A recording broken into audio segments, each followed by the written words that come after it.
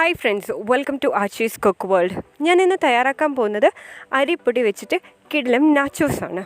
അപ്പോൾ അതെങ്ങനെയാണ് തയ്യാറാക്കുന്നതെന്ന് നോക്കാം. അതിന് മുമ്പായിട്ട് എൻ്റെ ഈ ചാനൽ ഇതുവരെയും സബ്സ്ക്രൈബ് ചെയ്യാത്ത കൂട്ടുകാർ തീർച്ചയായിട്ടും സബ്സ്ക്രൈബ് ചെയ്യുക. അതിൻ്റെ കൂടെയുള്ള നോട്ടിഫിക്കേഷൻ ബെല്ലും കൂടെ നിങ്ങൾ ക്ലിക്ക് ചെയ്യാൻ മറക്കണ്ട. എൻ്റെ ഈ വീഡിയോ നിങ്ങൾക്ക് ഇഷ്ടപ്പെട്ടാൽ ലൈക്ക് ചെയ്യുക, ഇഷ്ടപ്പെട്ടില്ലെങ്കിൽ ഡിസ്ലൈക്ക് ചെയ്യുക. നിങ്ങളുടെ വിലയേറിയ കമൻസും സജഷൻസും താഴെയുള്ള കമൻറ്റ് ബോക്സിലും ഇടാൻ മറക്കണ്ട.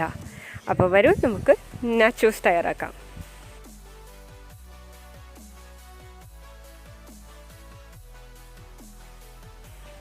ആദ്യം തന്നെ നമുക്കിതിന് ആവശ്യമുള്ള മാവ് കുഴച്ചെടുക്കാം. അതിന് വേണ്ടിയിട്ട് ഞാൻ 1 കപ്പ് വെള്ളം ഒഴിക്കുന്നുണ്ട് കടായിലോട്ട്. ഇനി ഞാൻ 1 ടീസ്പൂൺ ഉപ്പും കൂടെ ഇടുന്നുണ്ട്. ഇനി ഏത് കപ്പിലാണോ വെള്ളം എടുത്തത് അതേ കപ്പിലാണ് ഞാൻ അരിപ്പൊടി എടുത്തത്. ഇടിയപ്പത്തിൻ്റെ പൊടിയില്ലേ, ഇടിയപ്പം, പത്തിരി, അതിൻ്റെ അതേ സെയിം അരിപ്പൊടി വേണം ഇതിന് ഉപയോഗിക്കാൻ. എന്നിട്ട് നല്ല രീതിയിൽ ഒന്ന് ഇളക്കി യോജിപ്പിച്ചെടുക്കുക. നമ്മൾ പത്തിരിയൊക്കെ തയ്യാറാക്കത്തില്ലേ, അതേപോലെ തന്നെയാണ്. ഒന്ന് ചെറുതായിട്ടൊന്ന് ഇതൊന്ന് ഇളക്കി ലോ ഫ്ലെയിമിൽ വെച്ചിട്ട് വേണം ഇളക്കി യോജിപ്പിച്ചെടുക്കാൻ. ഇത് ഇത്ര മാത്രം ഒന്ന് ആക്കിയെടുത്താൽ മതി. എന്നിട്ട് ഒരു ബൗളിലോട്ട് നമുക്ക് മാറ്റി വയ്ക്കാം. മാറ്റി എടുത്ത് വെച്ചതിന് ശേഷം നമുക്ക് ഇതൊന്ന് അടച്ച് വയ്ക്കാം. അടച്ച് വെച്ചിട്ട് ഇതൊരു 5 മിനിറ്റെങ്കിലും ഇതൊന്ന് അടച്ച് വെക്കണം. അപ്പോൾ ഇനി മാറ്റി 5 മിനിറ്റ് വെച്ചേക്കാം. ഇപ്പോൾ 5 മിനിറ്റായി. ഇനി ഇതിലേക്ക് ഞാൻ 1 ടേബിൾ സ്പൂൺ എണ്ണ ഒഴിച്ചിട്ട് ഇത് നല്ല രീതിയിൽ കുഴച്ചെടുക്കാൻ പോവുകയാണ്.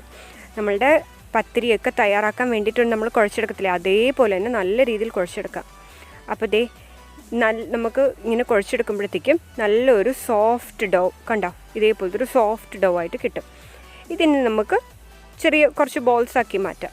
എന്നിട്ട് ഇനി ഇച്ചിരി അരിപ്പൊടി വിതറിയിട്ട് നമുക്കിതൊന്ന് പരത്തിയെടുക്കാം കേട്ടോ.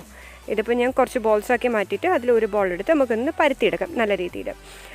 കനം കുറച്ച് പരത്തിയെടുക്കുന്നതാണ് നല്ലത്. കാരണം ഇത് ഫ്രൈ ചെയ്യുമ്പോൾ കട്ടി കൂടുതലാണെങ്കിൽ നമുക്ക് ആ ഒരു മുരുരുപ്പ് കിട്ടത്തില്ലത്. അപ്പോൾ ഇച്ചിരി കനം കുറച്ചിട്ട് തന്നെ ഇത് പരത്തിയെടുക്കാം. എന്നിട്ട് ഇതിൻ്റെ സൈഡ്സ് ഒന്ന് കട്ട് ചെയ്തെടുക്കാം. ഒരു സ്ക്വയർ ഷേപ്പൊക്കെ കിട്ടാൻ, സ്ക്വയറോ റെക്റ്റാങ്കിൾ ഷേപ്പോ കിട്ടത്തക്ക രീതിയിൽ അതിൻ്റെ സൈഡ്സൊക്കെ ഒന്ന് വൃത്തിയായിട്ട് കട്ട് ചെയ്തെടുക്കാം. അപ്പോൾ ഞാനിതിപ്പോൾ കണ്ടോ എല്ലാ സൈഡും കട്ട് ചെയ്തെടുത്തിട്ടുണ്ട്. ഇനി ഇതിന് നമുക്ക് നീളത്തിന് കട്ട് ചെയ്യാം.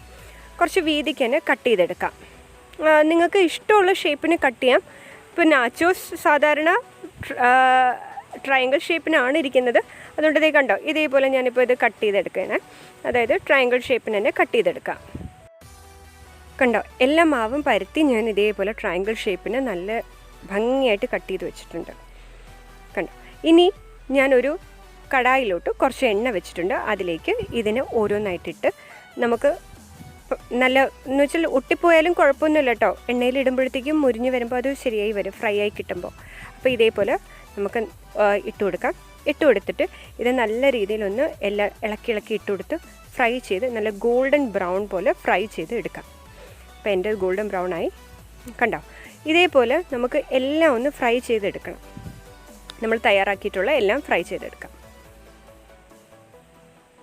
കണ്ടോ, ഞാൻ എല്ലാം ഫ്രൈ ചെയ്തെടുത്തിട്ടുണ്ട്. ഇനി ഇതിലേക്ക് ഞാൻ 1/2 ടീസ്പൂൺ ഉപ്പ്, ഇതിനാവശ്യമുള്ള അത്ര ഉപ്പിട്ട് കൊടുത്താൽ മതി.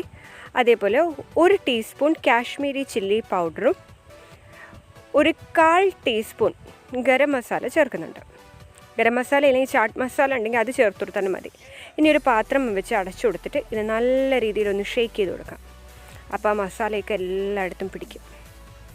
കണ്ടോ, അപ്പം നമ്മളുടെ അരിപ്പൊടി വെച്ചിട്ടുള്ള അടിപൊളി നാച്ചോസ് റെഡി ആയിട്ടുണ്ട്.